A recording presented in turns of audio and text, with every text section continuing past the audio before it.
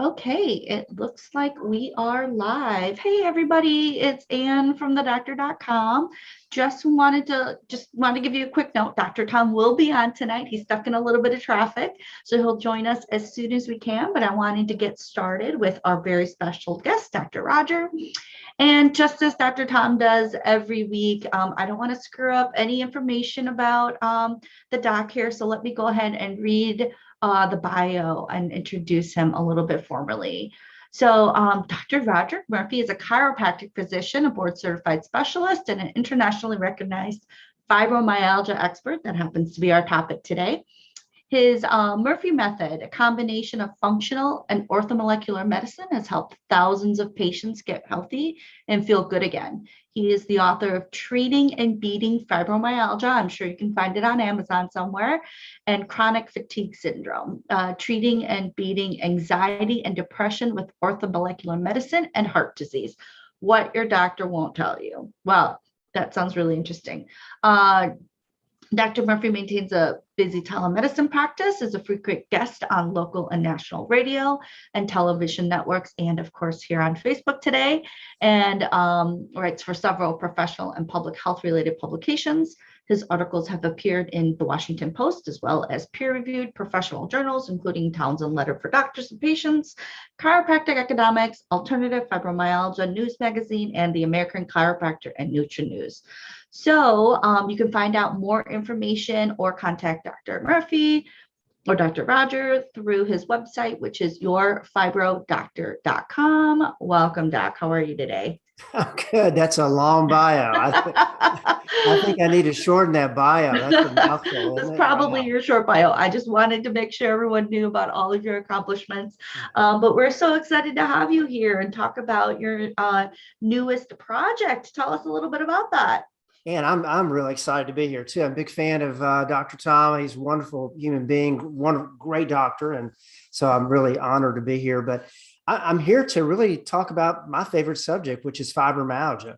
Now I wish we didn't have to talk about it because I wish it would just go away like anybody who has the illness. But Dr. Tom is one of the presenters, one of the folks that I interviewed, one of the experts for the Fibromyalgia Summit. That's going to be a free online event, May the 16th through May the 22nd. So you can register for that, get some free bonus gifts for registering. There's all sorts of freebies, and then you'll have access online for that free week. Wonderful. And just so you guys know out there, I will go ahead and post the links on all the platforms where you're watching from as soon as Dr. Tom joins us. So could you tell us a little bit about what people should be expecting from the event and about some of the guests that you'll be having?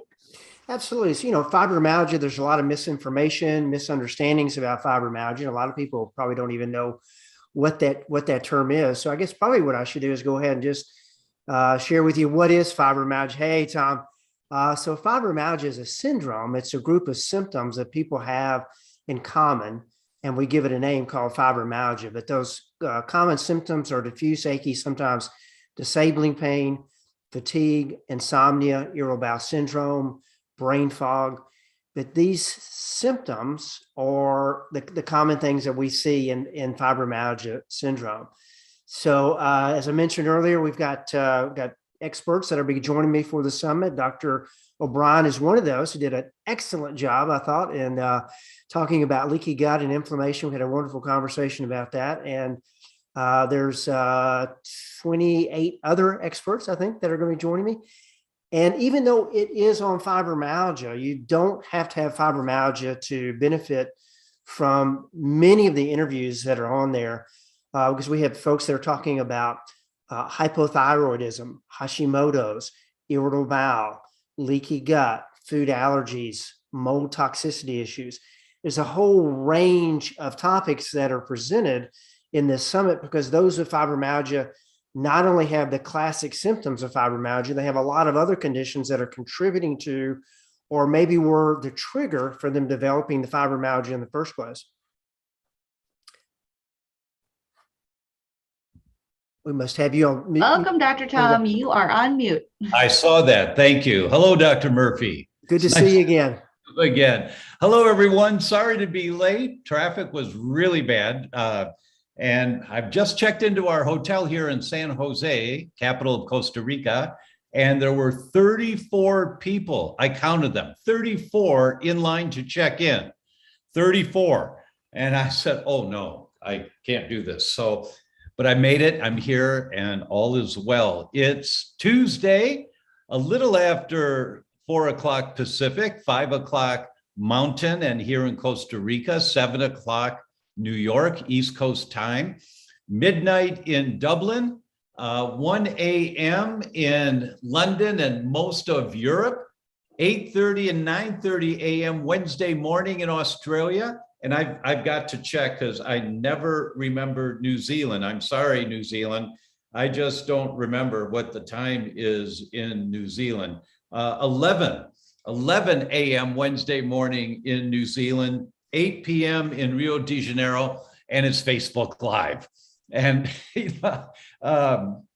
I'm really grateful that we have Dr. Murphree as our guest today, and his event, the Fibromyalgia Summit, is one that is so critically important because that's one of those diagnoses that have just exponentially skyrocketed in the last 2 decades, gone up exponentially, not just a little bit, exponentially.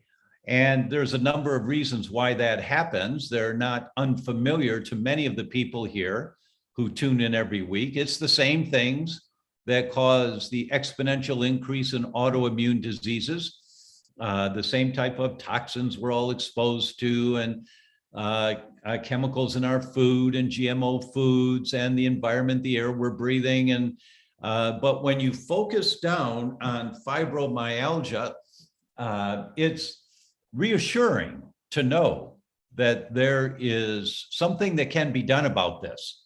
And you're not at the mercy of your doctor's diagnosis of here's some pain pills, see if this helps, that there's a lot can be done. So let's just start, Dr. Murphree. There's going to be lots of questions that come in, and we'll get to the questions. Why, after you've interviewed all of these people, can you give us a summary, if you think there is one, as to where the increase in the frequency of this condition has come from? I think it's a few things. One is, I think physicians as a whole finally recognize this thing called fibromyalgia. Now, we still have doctors who don't recognize fibromyalgia as being a real entity, but obviously it is. But I think that's number one, is we have more doctors who have realized that this is a real thing. Number two, I think across the board, people are under more stress, exposed to more toxins, and have more inflammation probably than at any time in history. And because of that, whether it's fibromyalgia or Sjogren's or rheumatoid or whatever it is, you're going to start to see that these cases are going to start to go up. So I think it's a combination of those two things mainly. Let's jump on that for a moment. Let's focus down for just a moment on stress and stress hormones. We all have stress. That's not going away, especially if we're living under stress all the time. We hear the word, well, it's stress that's causing this, Mrs. Patient. And we think it's a cop-out because you can't avoid your life. And if your life is in this state, how does a person get started with addressing what they're trying to be healthy, they're trying to be happy, they're trying to raise their kids, and there's just so much stress, they have a hard time finding time for themselves. Where do they begin if stress is the likely trigger or the primary trigger for the symptoms they're having? I think most physicians would agree that stress and inflammation are the triggers, the common triggers across the board for most every illness you can name. But I think I like to use this analogy that we're all born with a stress coping savings account. And in this savings account, we have certain chemicals and hormones that allow us to deal with the stress. So we have cortisol and DHEA, and then we have neurotransmitters like serotonin and gamma aminobutyric acid, and we have B vitamins like pantothenic acid, the anti-stress B vitamin. So we have these chemicals that are normally released when we face real or imagined stress. Any type of stress we encounter, those chemicals are being released and helping us to be able to deal with that situation. Unfortunately, though, if you stay under chronic stress, you can deplete those chemicals. And one of the ways that I really see in fibromyalgia, those chemicals are depleted, is a lack of deep restorative sleep. I believe that's the slippery slope. If you look at the common denominator for fibromyalgia, for me, treating this for 20 years, if that individual is struggling with their sleep for the last 6 months, either falling asleep or staying asleep, and they never feel refreshed, they're either a candidate, a really good candidate for developing fibromyalgia, or they have it. And so I think the first place to start is to focus on getting that deep restorative sleep, because when you do that, that's when you're making deposits into your stress coping savings account. And then every day when you get up and just trying to navigate life, you're using those banked stress coping chemicals. But again, you can bankrupt those. And what I see with fibromyalgia is that these individuals have bankrupted their stress coping savings account, and they've bankrupted their stress coping glands, the adrenal glands. So stress becomes more magnified, Tom. Things that you and I wouldn't think anything about, the traffic jam that, you're trying to get to your presentation, the event tonight, we just kind of roll with it. But someone who's developed fibromyalgia and has depleted these chemicals, it becomes magnified 30, 40, 1,000-fold. So now that little things like changes in the weather, bright lights, loud noises, even thinking about going to some type of social event with friends that they haven't seen in probably a decade because of the illness has prevented them from being active. It really takes on a life of its own. And so it's a matter of replenishing these stress coping chemicals. And we certainly talk about that. And then I think, as you alluded to, sometimes you can't change the situation. It is what it is. Well, let's talk about for a moment. I think you hit it right on the head, in my opinion.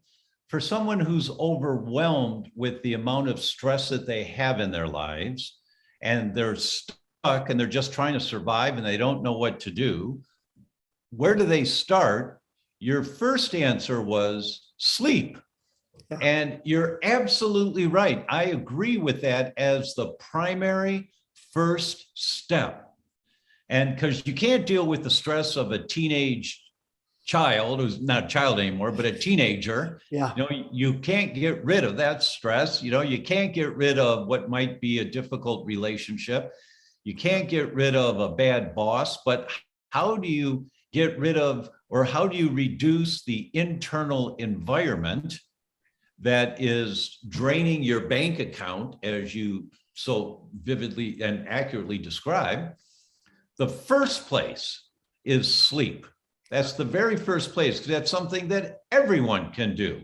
Now, what are some of the clues in enhancing sleep? Let's just focus there for a moment. So people have some meat on the plate, if you will, or lentils on the plate if you're vegetarian, so that they can get started.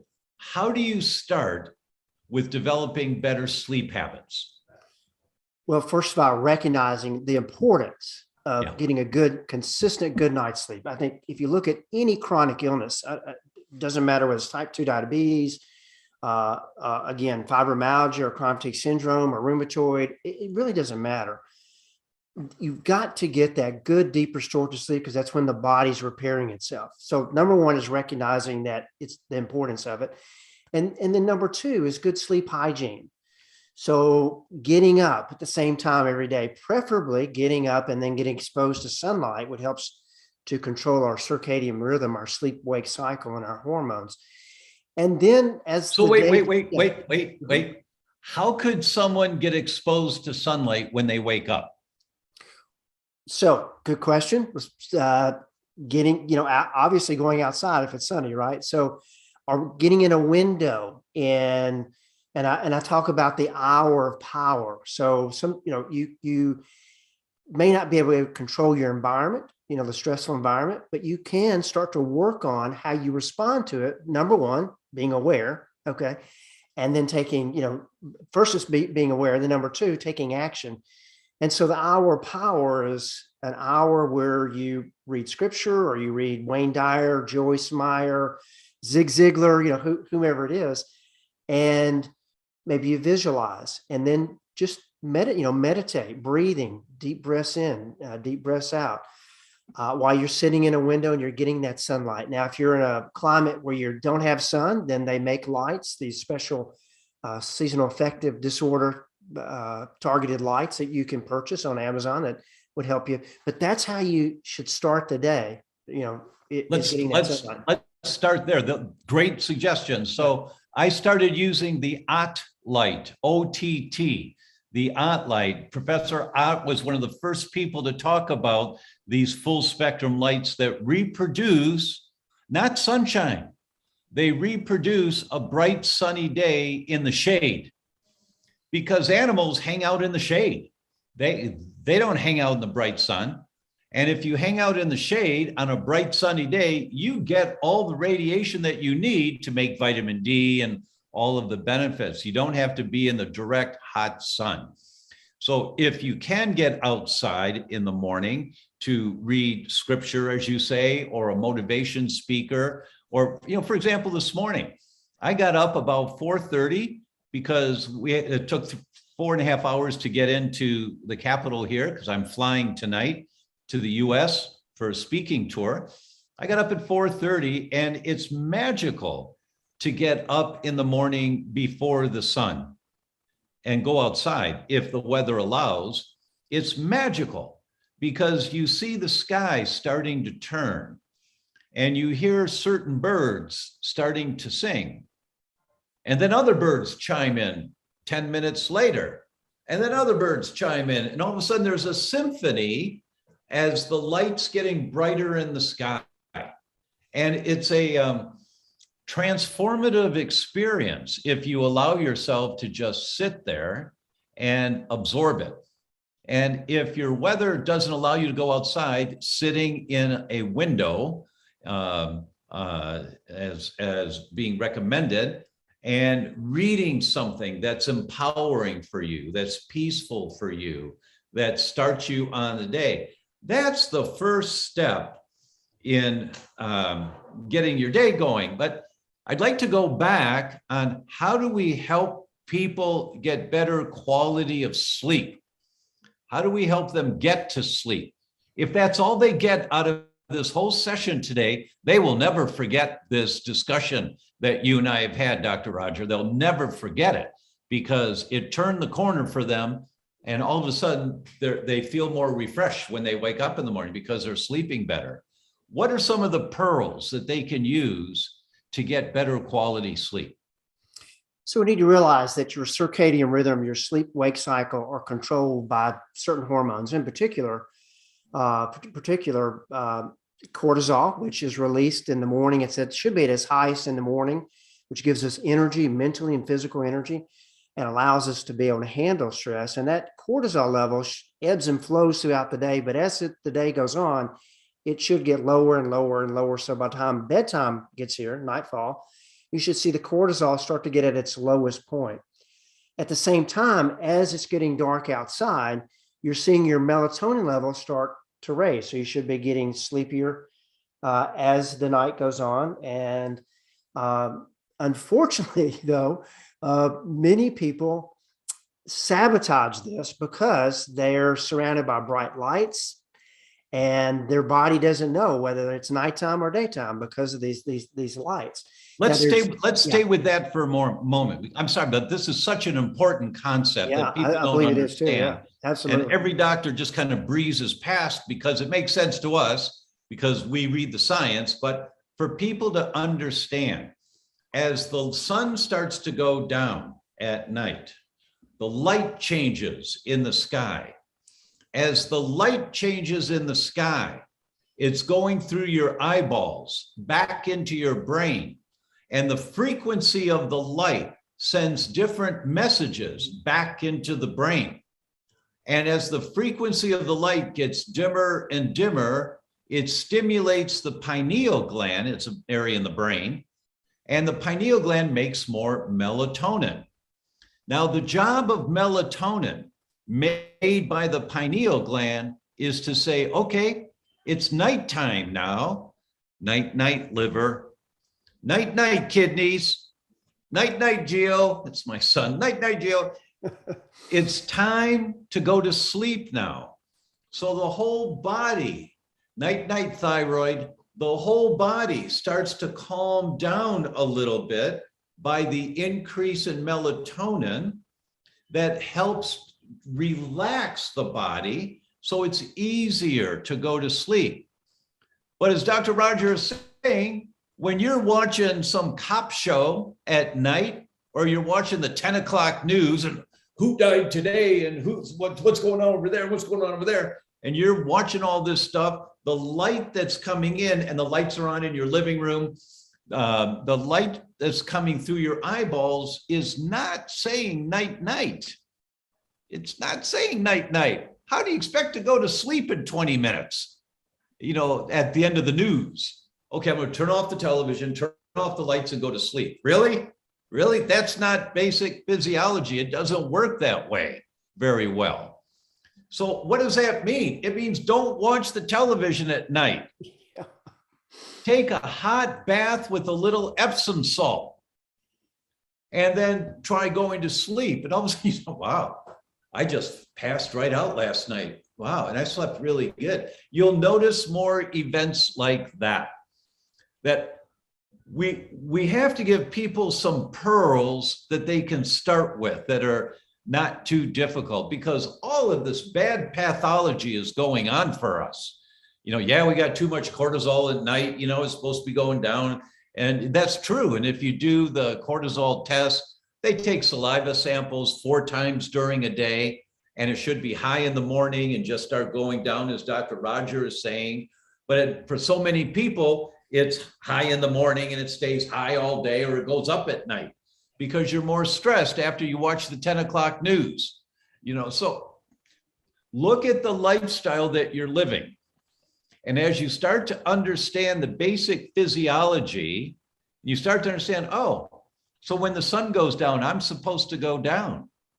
Yeah, you can't see out there very well at night, so you can't work, you can't go hunting for food at night very well. So our ancestors would go down shortly after the sun. Maybe have a little bonfire for a while, but then you go down. Not 4 hours after sunset, after you've been watching the news and some cop show and how many people died in the cop show, right? And I mean, we do these things to stimulate our stress response. We watch these shows where people are getting shot, and I'm guilty of this like everybody else, these high stress fighting environments, and you know, and then we expect to be able to go to sleep. It doesn't work very well like that.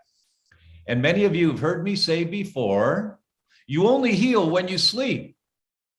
You only regenerate new tissue when you're in a parasympathetic dominant state. And you only get in a parasympathetic dominant state when you're sleeping with quality sleep. Most people don't pray enough or meditate enough to have a quiet time during the day where your heart rate comes down, your breathing gets slower and deeper, and that's a parasympathetic dominant state. Most people don't get that in their lives. It takes a while to practice and get that down.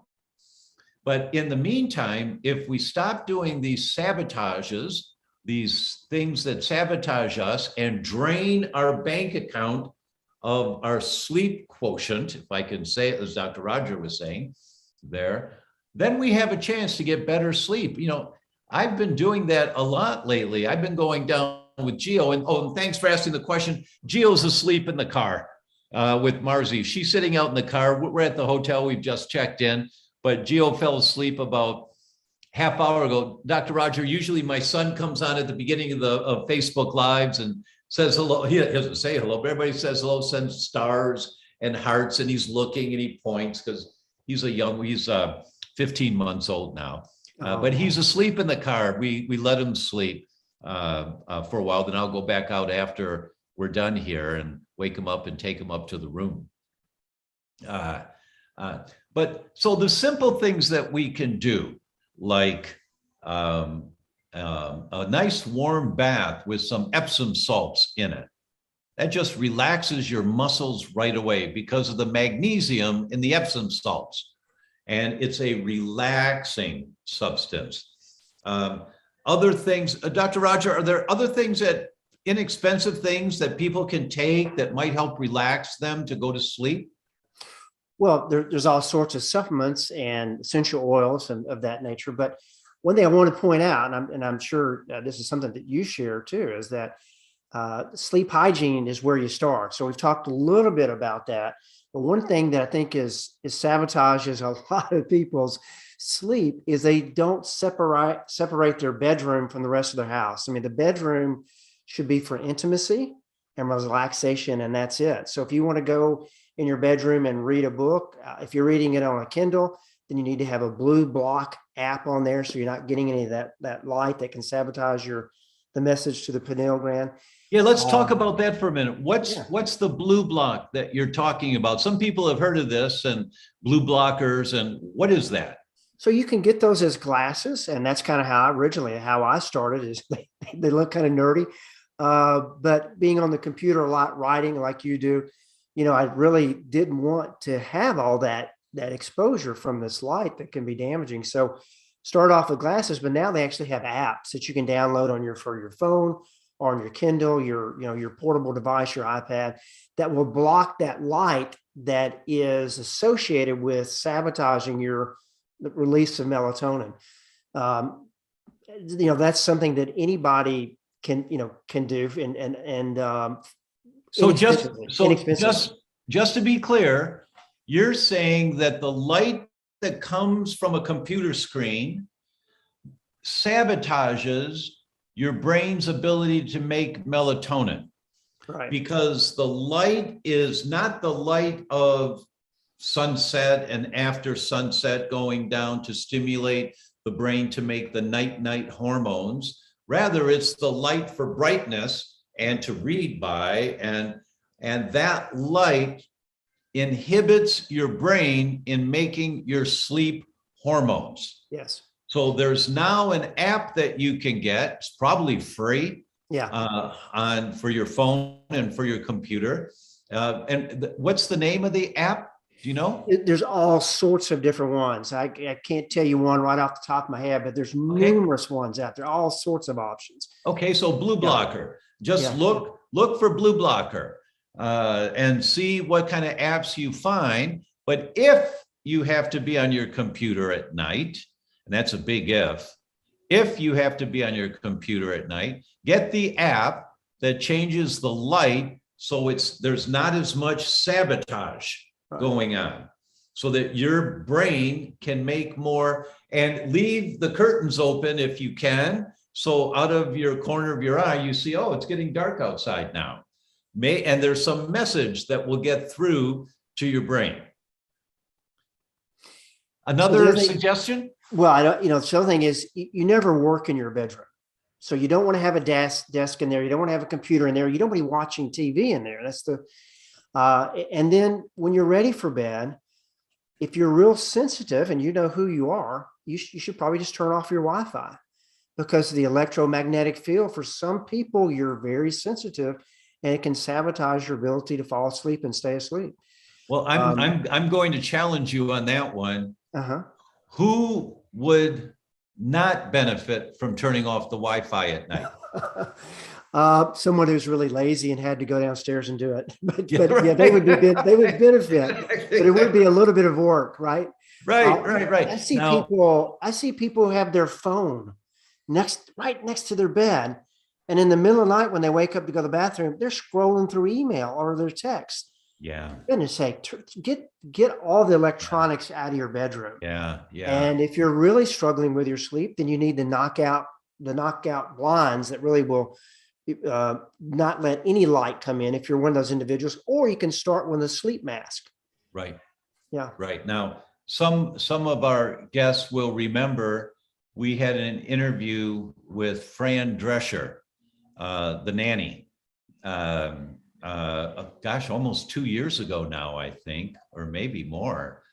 And the first question I asked her, the first comment that she made was that the worker had just left a few minutes ago installing the kill switch on her internet, and the kill switch is right next to the bed. So when she goes to bed at night, she just has to go flip and the Wi-Fi is turned off. And that is so important to do. We do it every night. Who needs a Wi-Fi when you're sleeping? You don't. And that radio, well, I feel fine when the Wi-Fi is on. Well, put that on your tombstone. It doesn't matter how he felt fine with the Wi-Fi. And then he developed Alzheimer's. Yeah. That you don't need the Wi-Fi on at night. You don't need your phone on at night. Put it on. Now, I keep my phone right next to the bed, but it's on airplane mode. So I keep it next to the bed because if I wake up or Gio wakes up, I want to know what time it is. So I just touch the face of the screen and the time pops up and then it goes right back off, but it's on airplane mode. There is no messaging being sent out. There's no messaging being received. So we turn the Wi-Fi off at night. That's one of my jobs when we're going to sleep, is turn off the Wi-Fi, and then both Marzi and I turn off our phones. We put them on airplane mode, excuse me. Everyone should be doing that. Try the hot bath with Epsom salts one night. See, oh yeah, that was really nice. And you can't take a bath every night. Well, actually, why not? You can. Now, what are some of the essential oils? You were referring to essential oils. What might some of the oils be that help people sleep better? So lavender is one that has a good bit of research that Right. shows that it is very calming. And that's one that I recommend, whether that's something that you just rub on your skin or put a little dab here by your nose. But Right. you could have a dispenser, they have dispensers out where they're giving off this smell. But that is, that's a really good option for fibro. They're the hardcore insomniacs. And that's a big reason why they have developed this chronic illness, is because they really struggle to get a good night's sleep. They're either on prescription sleep medications usually, or they've tried them and they didn't work, but they really struggle with their sleep. Yeah, I believe that. I believe they would. So this is something that, you do a couple of things. You turn off the Wi-Fi, you put your phone on airplane mode, you took a bath. The next day, I feel the same. It might take a while, especially if, as Dr. Rodger is saying, you're hardcore fibro, meaning you don't have good sleep patterns at all. It may take a while, but these little things make a difference. And if the weather allows, when you wake up in the morning, go outside for a few minutes. Go outside. If you have a morning coffee, if that's the ritual for you first thing, take your cup of coffee outside. This morning, I watered the plants outside. That's my job. We have to water them every 2 days because it's so hot here. And if I don't water them, they're all drooped over. By day 3, they're just drooping. And so, okay, I'm sorry. And I get back and I get on it again. But I just went out this morning before sunrise and watered the plants and listened to the birds. And it was a really nice way to start the day. Really nice way. So develop some habits. Begin the process of developing habits that can help. And on your summit, did you have a guest or two that talked about more techniques to enhance the quality of sleep? Well, I was probably the presenter that went over it the most, because Great. I really believe if you don't get that right, especially for fibromyalgia, if you don't get that right, you really don't stand a chance long-term anyway of reaping the benefits of all the wonderful things that we can offer with functional medicine. If you don't get your sleep right, you're really going to be sabotaging yourself. It's really hard to make progress. Absolutely. And I think that what we see with fibromyalgia, the studies show if you're not getting deep restorative sleep on a consistent basis, obviously you're going to be tired. You're going to be tired. There's no way around that. You're going to have brain fog, another symptom we see with fibromyalgia. You're more likely to have irritable bowel syndrome if you're not getting deep restorative sleep. Part of that is because this brain chemical serotonin, which is very calming and relaxing and depleted in everyone with fibromyalgia, that controls how fast or how slow food moves through your intestinal tract. You have more serotonin receptors in your gut than you do in your brain. And those with fibromyalgia are already at a disadvantage because they don't have serotonin. If you're not getting deep restorative sleep, you increase your inflammatory chemicals by 40%. You put your body under all this stress that can then go on to trigger an autoimmune disease like Hashimoto's thyroiditis, which is a big one in fibromyalgia. So you got to get that sleep straightened out for fibro. And really important part of that is reestablishing the serotonin, building up that serotonin. When you go into deep restorative sleep, you're making serotonin deposits into your stress coping savings account. And I like to use 5-HTP, which I know you're familiar with, to do that. Yeah, very much.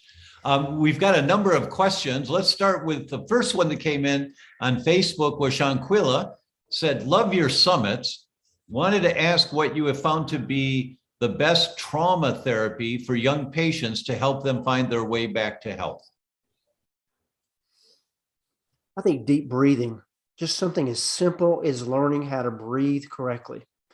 I think just that, number one, being aware that you're under the stress. I think that most people just kind of sleepwalk through life. They don't think about what they're going to do the day. They don't get up. They don't make time for the hour power. If you don't have to, and everybody can make it time. Maybe it's a quarter hour, a half an hour. But with fibromyalgia, we know that many, if not the majority of them, have some type of trauma in their background. Right. So a really difficult good childhood, whether that's some type of abuse or an illness, a stressful household. Maybe they were in a military family and they moved a lot, whatever it is. But we see that in the research and surveys that many of these individuals had a difficult childhood or some type of trauma, and they lose their plasticity, their ability to rebound to stress. So as they go through life and they get under more and more stress, eventually they can't rebound. And then the symptoms start to show up. But to answer the post there, the question, I think just learning how to breathe and taking the time throughout the day. I know for me, as a type A, go, and never know when to stop. I finally have learned throughout the day, when I feel that sense of tension and stress and not knowing what to do next or why I'm feeling that way. Number one is realizing that feeling. And then number two, making time to do the breath work. That's a really an instant relaxation when you do it. Yeah, that's valid, very valid. Shanquilla, I'm reminded by Dr. Rodger that my friend, Dr. Pedram Shojai, in one of his books, he had one book that was 365 try these kind of book. And day one, the very first one, set your alarm for every hour. When the alarm goes off, take 5 deep breaths.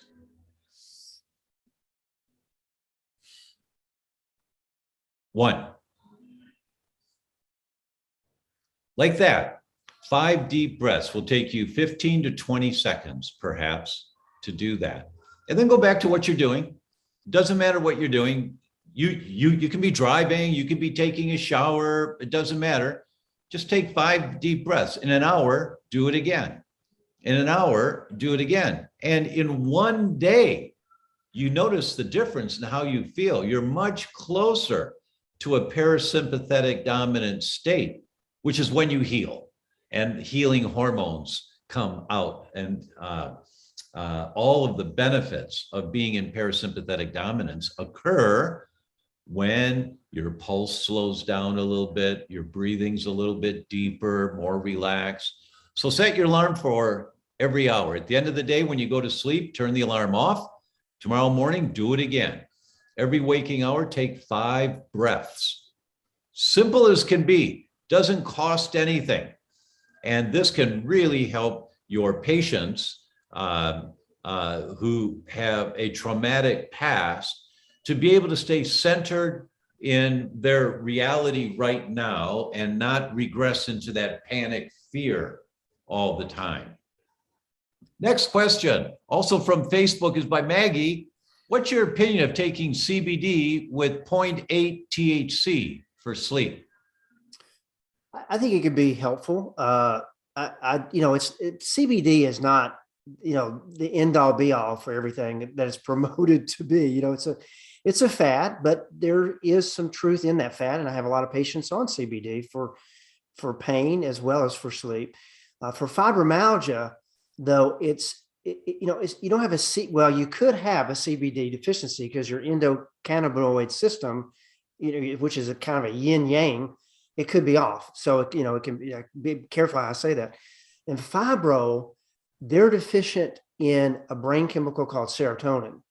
And so what I want to make sure that I do is get them their serotonin built back up, because with fibromyalgia, when your serotonin level is low, your pain threshold is low. You have a condition called allodynia.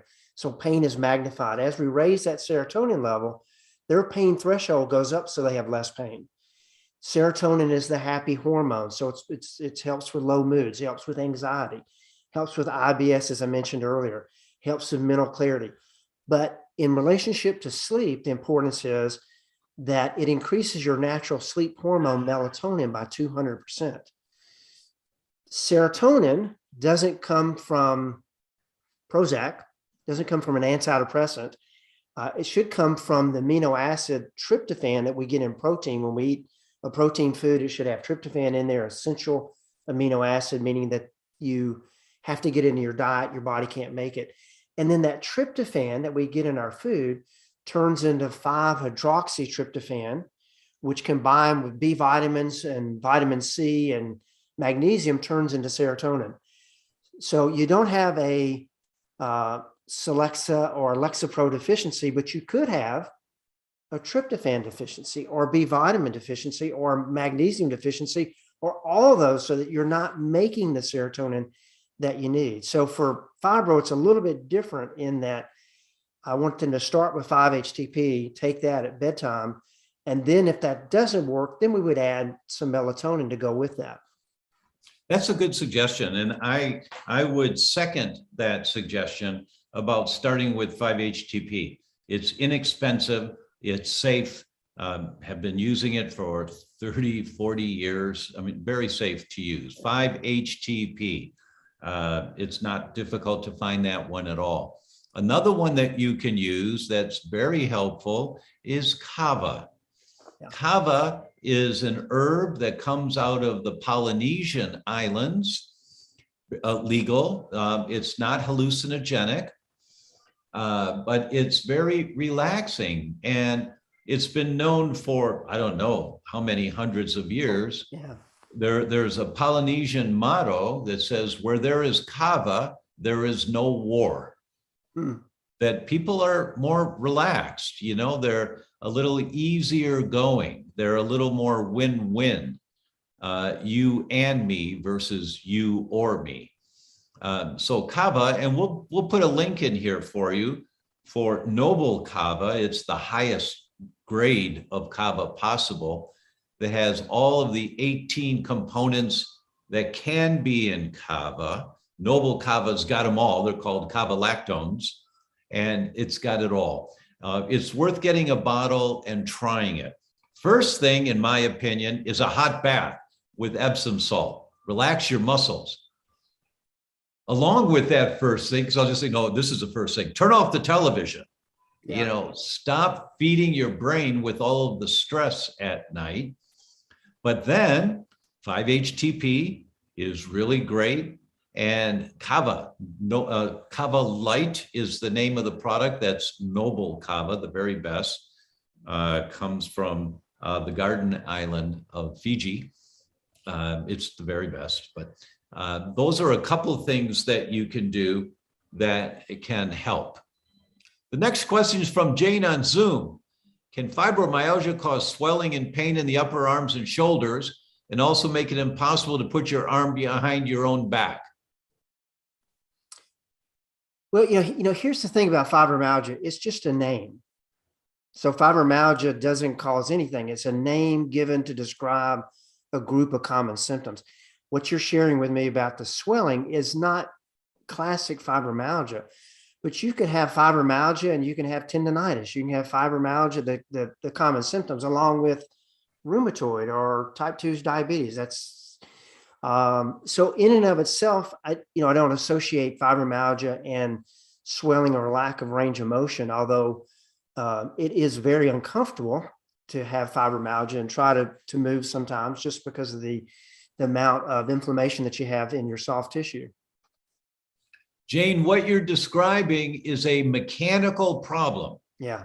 So there's something mechanical out of balance. Right. So it may be that a biochemical approach, medication, supplements, may not take care of a mechanical problem. Yeah. So you may need to see a mechanical specialist, which would be a good chiropractor. Of course, it could be a good massage therapist. It could be any type of naturopath, an osteopath, any practitioner may be a really good mechanical specialist, but odds are highest you'll find good results for the mechanical imbalance from a chiropractor. And to find a good chiropractor, ask your friends. Hey, have you ever gone to a chiropractor? Oh yeah, I went to Dr. So-and-so, just fixed me right up. And then he helped my husband. And or, oh yeah, I tried this person and it wasn't very good at all. But then I found this person really great. I felt great. So if you don't have a referral source, ask your friends. But don't forget the mechanical part of what you're describing. And I fully agree with Dr. Rodger, that fibromyalgia, what is fibromyalgia? It's the name of a bunch of symptoms. It's as silly a diagnosis, but it is as silly a diagnosis as irritable bowel syndrome. Great analogy. Yep. Irritable bowel syndrome. You're suffering, your gut hurts. You go to the doctor, he sends you to a gastroenterologist. You have to wait 2 months to get into this person and you're suffering all along. And you go there and he says, well, you have irritable bowel syndrome. And then you say, but doctor, that's why I'm here, is that my bowels are irritated. Why are they irritated? Well, we don't know. You're right. But fibromyalgia is the same type of diagnosis. It says nothing. Thing.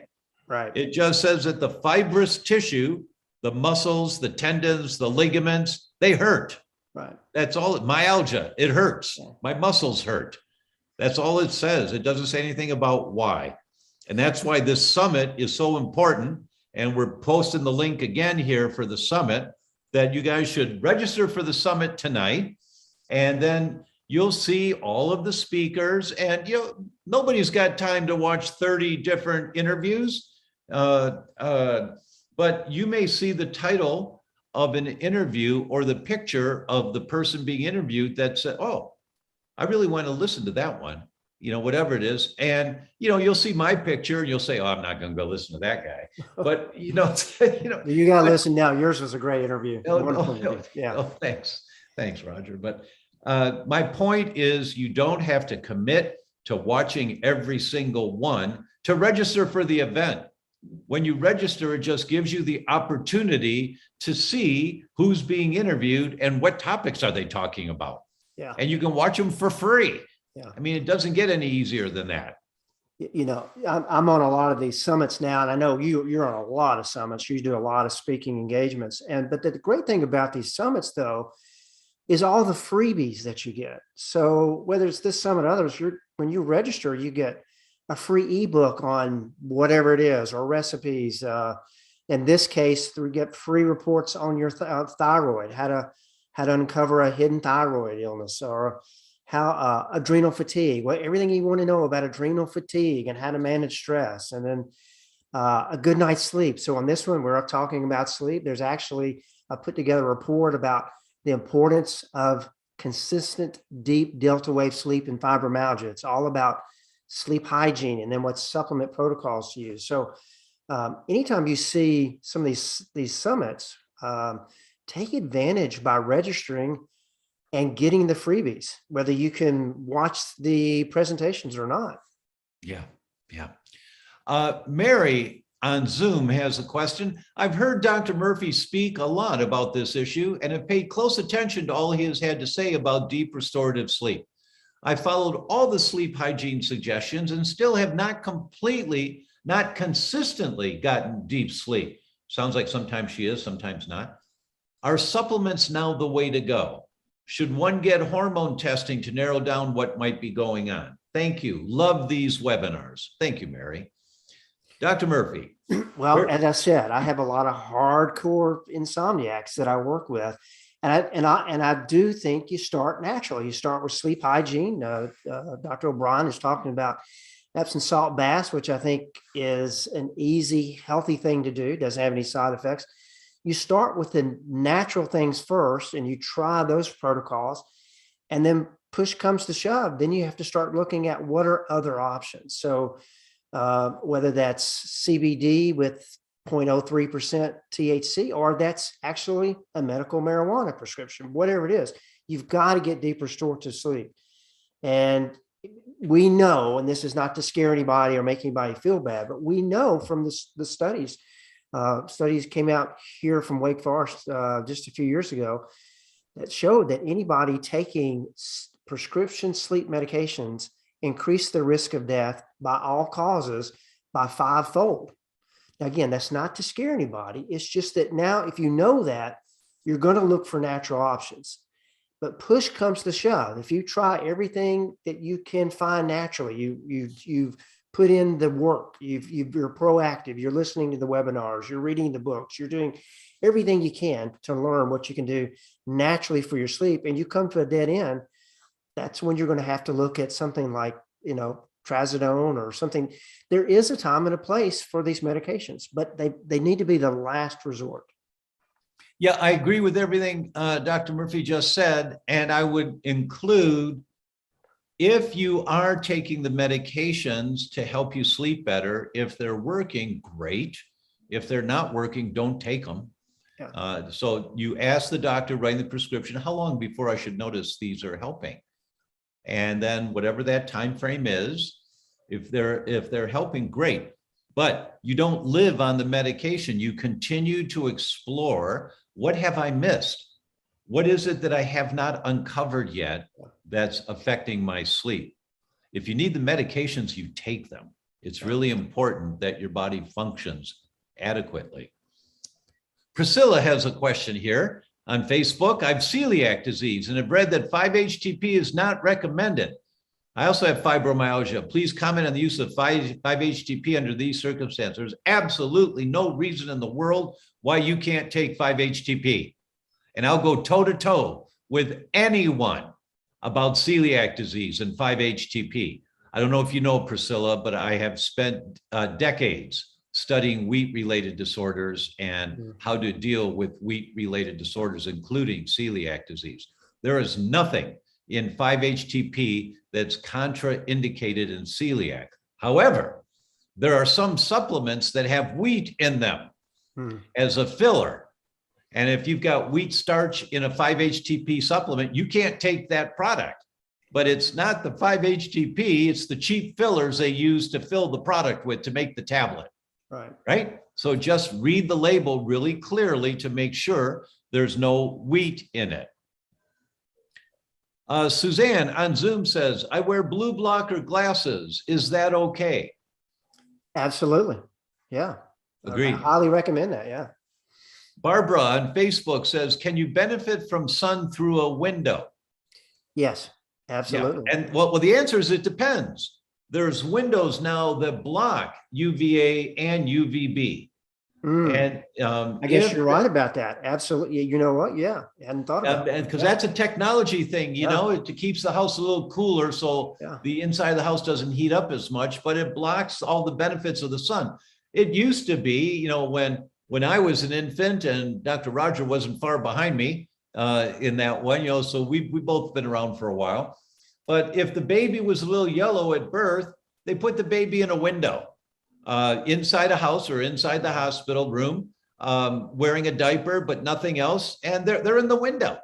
And they're in the window because the sunlight converts hormones in the skin to vitamin D and other reactions that occur. And the result is the baby's jaundice goes away, the yellow skin goes away, the liver starts working better. So it depends on the window. Most windows, yes, sitting in the sunlight in the window will give you some benefit. Yes.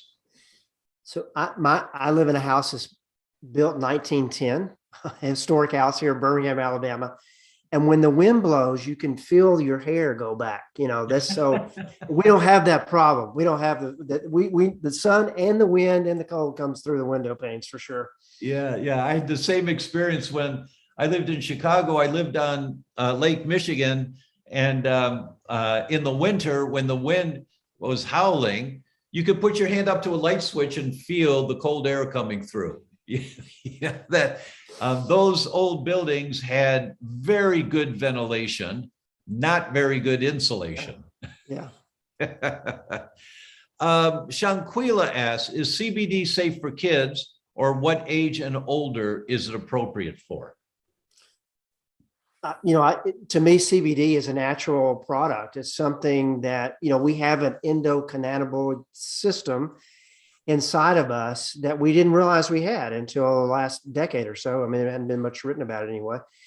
And it not only comes from CBD, but it can come from other herbs as well.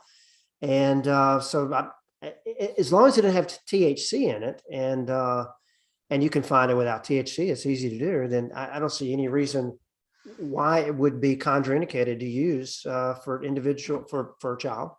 I fully agree. I fully agree. Kim, what CBD does is it stimulates the receptors. The fancy term is the endocannabinoids. Yeah. But spicy foods stimulate the endocannabinoids the same way. That's why when people go gluten-free, if they're having a little bit of a harder time, they're craving wheat, I tell them to eat more spicy food. And the cravings reduce because they can stimulate those endocannabinoids like wheat was doing, stimulating the endocannabinoids. They can do it with spicy food. And they feel, oh, I really like the taste of that. I'm great, have more of it. You know, so, and in terms of kids, stimulating those receptors, which are throughout the body, they're not only pain receptors, but they have a lot to do with brain function, is safe and effective. And as Dr. Rodger said, no THC, no Delta 8, just pure CBD would be fine. Kava is also fine. It's a great sleep aid. The Kava Light is a great sleep aid. What do you suggest to help school-age children sleep? Is melatonin safe? I think melatonin is safe. I would start with a very low dose, so you can get it in a 1 milligram tablets. I like the sublingual. I like it, you know, you just put it underneath your tongue, bite it a little bit, and then let it dissolve underneath your tongue so it gets right into your system. Doesn't have to be digested in your stomach, which can take some time. But start with a very low dose. For some people, it doesn't take much at all. Right. As I mentioned, 5-HTP is something also a lot of my patients, they're already taking it. So they'll put their children, their adolescents or their teenagers on that if they're having trouble with sleep. And that's can be effective as well. Agreed. Fully agree with you. Let's see.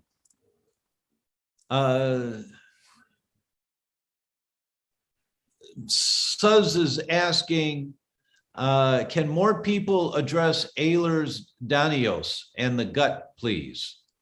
Can more people address Ehlers-Danlos and the gut, please? I'm not quite. That's a condition that I get asked about, and it's just not in my wheelhouse. I don't take care of those individuals. I don't, when I'm asked, because there are similarities with, with the pain, but it's not something that I'm an expert in by any means at all. So I'm not real sure how to answer that question.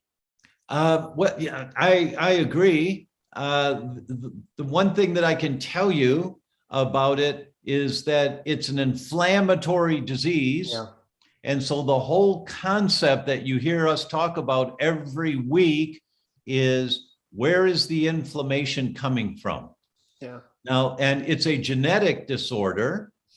So the genes are getting turned on. See, because you have the gene for breast cancer doesn't mean you're getting breast cancer. Because you have the gene for Alzheimer's, ApoE4, doesn't mean you're getting Alzheimer's. It means, see, if you pull at a chain, it always breaks at the weakest link. It's at one end, the middle, the other end, your heart, your brain, your liver, your kidneys. Wherever the weak link is, that's where the chain's going to break. The weak link is determined by the genes that you have. And you can't do anything about that. That's the deck of cards that you were dealt, right? But the pull on the chain, you've got a lot to deal with. You've got a lot that you can do to control that. What's the pull on the chain that makes the weak link break? The pull on the chain is inflammation. So I don't care what the condition is that a person is dealing with. The first thing you want to do, of course, symptom relief is always crucial for the patient, but the first active investigative step you want to take is, where is the inflammation coming from? It's a connective tissue disease. Ehlers-Danlos is a connective tissue disease. So what is it that's triggering the inflammation in the connective tissue? I don't have an answer for you, except that it might be mercury, it might be lead, it might be arsenic, it might be organophosphates from the insecticides. If you live out on a farm and the planes have been going by every 2 months spraying the fields and you're sucking those fumes for years. I mean, it could be mold in your house. There are so many different triggers, but you have to begin the explorative process to find out, where is the inflammation coming from? And I can promise you, as you identify the major triggers of inflammation in your body, I promise you, your symptoms are going to go down. I don't know that you can arrest this thing, but you certainly can calm it down a little bit when you reduce the inflammation in your body. That's a big picture concept, and it's not a cop-out answer, right? It's actually the only way you ever going to address a autoimmune condition of any type, is by addressing where's the inflammation coming. The common denominator. You've said it for autoimmune disease is find and fix the underlying trigger, the underlying causes. And you got to ask the question, what is it that's causing the inflammation? You start there, kind of like a detective, and start checking off the boxes. What is it? That's right. Food allergies, leaky gut, things that you're exposed to, mold, things that you come in contact with every day. Great question here. Great question from Christine on Facebook. Can you take vitamin B, C, zinc, D, K2 together without them competing against each other? I have no problem taking it together, because I think it's such a challenge to be able to spread these things out. So it doesn't make me uncomfortable. You read these things and and I understand that people are trying to be helpful, but Dr. Tom and I, we're just trying to get our patients to be compliant. And, when you start to make it overly complicated, you lose them. So I don't have any problem taking those together. The supplements that I recommend that I've developed, they're all together for convenience. Jill on Facebook has a question. I fall asleep fine, but wake up several times during the night and fall back to sleep quickly. Is that considered good sleep? No. I've been like that my entire 60 years. I understand. So where is the, why are you waking up several times a night? That's a really good question. I don't have a quick answer for you, but it's worth investigating to see if you can uncover. And are there some nights where you sleep more soundly through the night? If there are, then that reinforces the investigation as to what happens on the other nights. Where's that coming from? Anything you'd like to add to that one, Dr. Well, I would Rodger? just say, make it, go back to the beginning. So the good sleep hygiene, you start there and you do everything right and see what happens. And then if you're still waking up multiple times throughout the night, it doesn't mean you're not getting deep sleep. You probably are, but you're probably not as refreshed the next day as you could be. So maybe explore adding some kava kava to get you see if you can get into a deeper sleep and see if that then will allow you to sleep longer throughout the night. Agreed. So there's a reason. Oftentimes there's reasons for you waking up in the middle of the night. You have low blood sugar, you have other things that are going on. So you have to be a little bit of a detective and start asking these questions and being attentive to what could be going on. Right. Agreed. Cheryl has a question. I have a question. In all autoimmune, the goal is remission. They are all inflammation driven. Yes. How much do you have to bring inflammation down? Whatever it takes to get the antibodies down.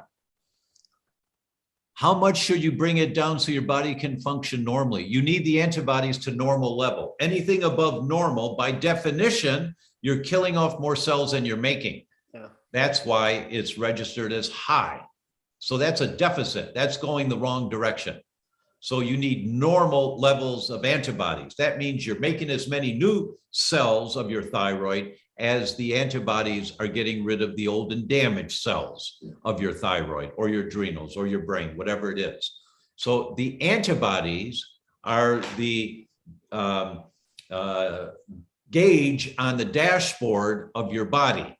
And you're running high right now when you have elevated antibodies, and you need to get that temperature gauge down into the normal range. Well, how do I do that? How much inflammation do I have to reduce? Who knows? You reduce as much as you possibly can, wait 6 months of doing that, get the antibodies down into normal range, then go ahead and start fooling around to see, well, if I do this, is it a problem? I feel okay when I do it. I don't know if it's a problem, but your immune system will tell you, because if you do this and you feel okay, you know you're not supposed to, but you do it anyway, you feel okay, but then 2 months later, you do the test again, your antibodies are back up, even though you feel fine, then you know you crossed the line. That was too much. It's the only way I know to tell how much inflammation do I have to reduce. You have to reduce enough to get the antibodies down. Dr. Rodger, anything you want to add to that one? I would just say, one of the things that I tell my patients that have autoimmune disease is you want to ask the question, why is my body attacking itself? And when you start to think about that, you think about what is it in the outside world that you're coming in contact with that could be causing the body to erroneously attack itself. That's not normal. And for me, the place to start is diet. So you think about, you're taking in food, the outside source is coming in, your body's got to recognize it, it's got to utilize it, and it's got to eliminate it, get rid of, the toxins. And if any of that breaks down along the way, you start having an autoimmune reaction. And, and I think that I use this analogy that, we're born with a bucket. And as we go through life, we're filling up this bucket with toxins and all kind of stuff. But we have we have a lot of room for error there. We have a lot of room, and we're okay as long as we take care of ourselves and we exercise and try to eat somewhat healthy. But sometimes, though, we get so toxic that this bucket overflows. And when it does, that's where the symptoms start to show up. We have inflammation. That's part of living. Our body's got, things are dying and things are being rebuilt, as Dr. Tom said. So we have inflammation going on. It's a good thing. But it can turn into a bad thing when there's too much of it. So anytime you start to have symptoms, you want to do everything you can to get some more room in your bucket. So cleaning up your diet would be the first place to start, getting a good night's sleep, exercising, practicing de-stressing things, techniques or the breathing techniques and things that you can do to start to reduce these things that are causing your bucket to overflow. Amen to that. Amen. We've gone over, but I'm going to do one more question. This is from Bridget on Facebook. Hi, I was diagnosed with multiple sclerosis 20 years ago. I'm 55. The last 8 years, I'm very stiff and sore everywhere. My massage therapist always says my fascia is very tight and also compares me to her fibromyalgia clients. I seem to have all the trigger points, but never diagnosed. I've had lots of severe stress and trauma over the last 20 years. I'm sure it's internalized somewhat. Any suggestions, please? Well, since you brought up massage, I really like myofascial release massage. Now, there's a lot of massage therapists say they do myofascial release, but for me, if you're not trained in the John Barnes method, John Barnes is a physical therapist who started myofascial release technique. If that massage therapist is not trained in that technique through John Barnes or one of his affiliates, I think you owe yourself the experience of going to someone who's trained in that specific technique, myofascial release, John Barnes method, because it's a very gentle but dynamic massage in that it's unraveling the fascia. The fascia encircle every organ, every tissue in the body. It's like saran wrap. And most massage is Swedish or deep tissue, which, by the way, most people with fibromyalgia, if you have fibromyalgia, you can't tolerate hands-on deep tissue massage or any massage, actually. It's very hard. But the myofascia release, you're actually unraveling this fascia so that rather than having 1 day or 2 days of relief, eventually, as you untangle all this fascia, you get lasting results. I agree on that massage, but I add a couple of other things to this one, Bridget. First one, last 8 years, you've been getting more stiff and sore. Well, and you're 55. So that would mean you were somewhere around 46, 47 when this you started noticing this happening. That's usually around the time of a change of life for women and lots of hormone changes going on. So there's so many places to go with this. My sense, good for you for having massages. Good for you that you're trying on that. My sense is you need to go a lot deeper. My sense is probably, and as you said, you've been internalizing the stress. And so, as you said, I'm sure it's internalized somewhere or somewhat. Yes. When a person who has no training says that, you can count on that you've been holding it in. On a survival mechanism, if you can't experience the emotions that come up with something in your life, you hold it in. Yeah. Where do you hold it?